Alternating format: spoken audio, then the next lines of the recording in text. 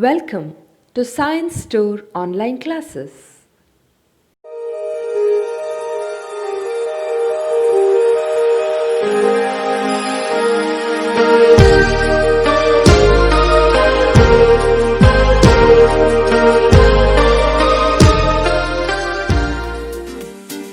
Don't forget to like our video and subscribe our YouTube channel for all the updates.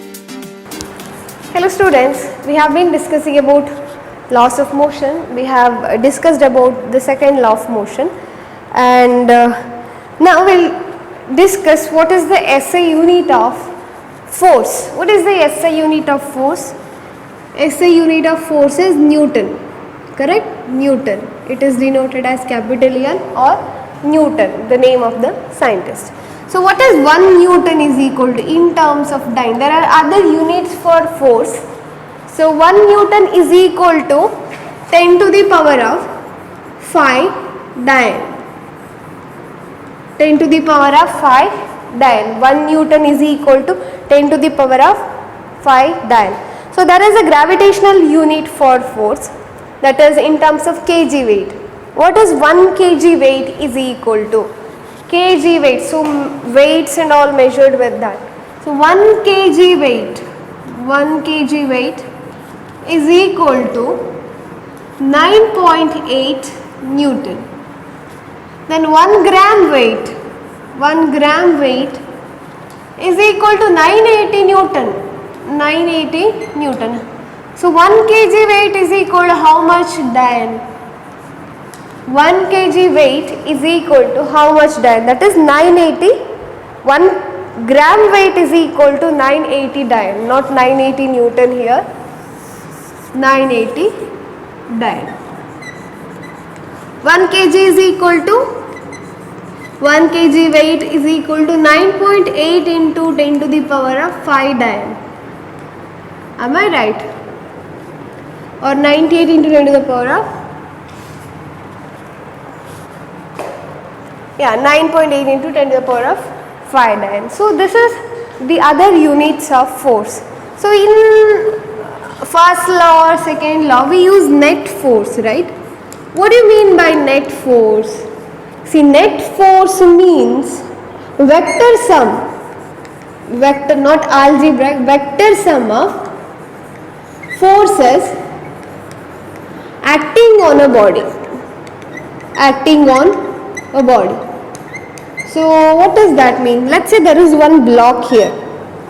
Block is kept on the table. Okay? This block is kept on the table. Fine. Now, let's say mass of this block is m. What are the forces acting on this block? One is weight of this block. Correct? Weight of the block is acting downward. Weight is nothing but force due to gravity. So m into g. Another one is normal force, which is acting upward because of this contact on the surface of the table. So normal force will be acting on this block. So that is upward. Now weight is downward. So minus mg. Normal force is upward. So plus n. What is the total force? What is the state of this body? Rest. Rest means acceleration is 0. So these two are called net force. Net force. So net force is equal to m into a.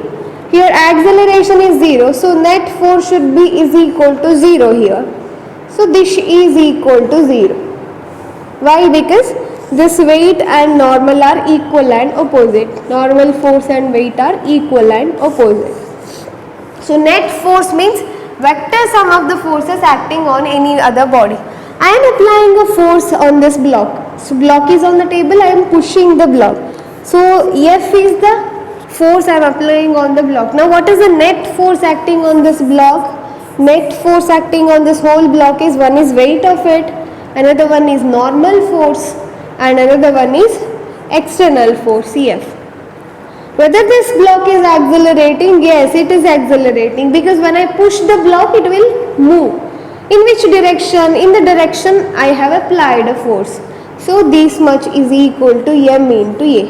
N into mg, n is equal to mg, so this gets cancelled, correct?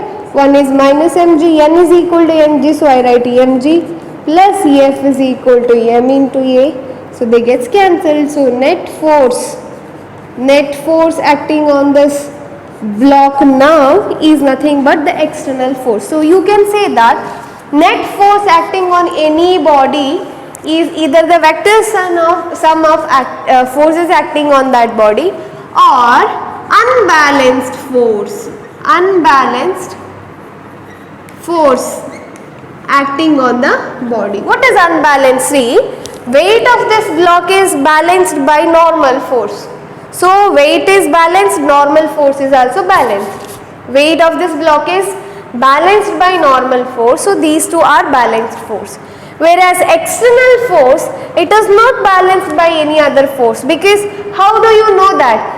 For the applied external force, body is accelerating. If this body was not accelerating, then this applied force wouldn't have been a net external force. Now let me take one more scenario. I apply the external force here, but body doesn't accelerate.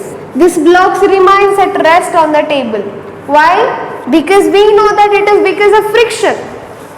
Yes or no? If you apply a force, I apply a force on this wall. Whether the wall is moving? No. But I applied a force. Wall should have moved. Why it is not moving? It is showing friction. Correct? So the amount of force I applied on this wall, same amount of force will be acting in a opposite direction, so that the force I applied will be cancelled by the force, opposing force, right? So when this external force is opposed by the frictional force, then total net force is 0. Am I right? Now in this case, the total force acting on this block is nothing but minus mg plus n plus F minus small f. Why minus? It is in a opposite direction, is equal to 0. Mg is equal to n, so it gets cancelled. These two are balanced. These two are balanced, so this gets cancelled. So 0 equal to 0. Right hand side equal to left hand side. So body net force acting on a body means vector sum of the forces acting on a body, or you can also say that unbalanced force acting on a body. If there is no friction, the table is very smooth, then whatever the force I have applied, that is my net force, not this weight and normal, because they are balanced. The force I applied is the net force here. Because of that, body is accelerating. Hope you get this.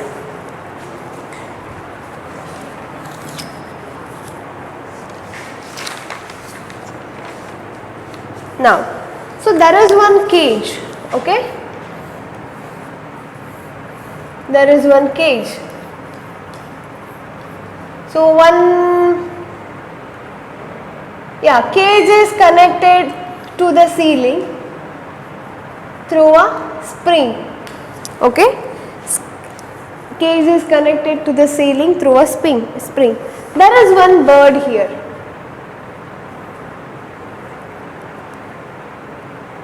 There is one bird here, okay.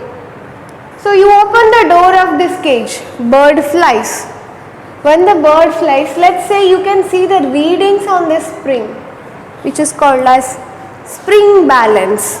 You can read, if you remember when you were so young, when the weight of a babies, small newborn babies, will be measured with the spring balance, or until you go to your nursery or something, your weight will be used to measure it with the spring balance. Nowadays we have a weighing machine and all, but earlier days spring balance were used to measure the weights, okay. So assume something similar to that. There is one cage and a bird inside, and that cage is connected to the ceiling through the spring. Now this bird flies out. When the bird flies out, what happens?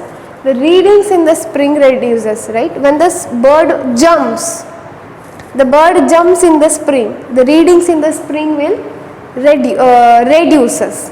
Readings in the spring will reduces. Okay. In the closed cage, if the bird accelerates upward, readings in the balance is, see, this is a closed cage now, bird is moving upward, it will move upward. Let's say there is one hook or something, bird will move upward in that cage.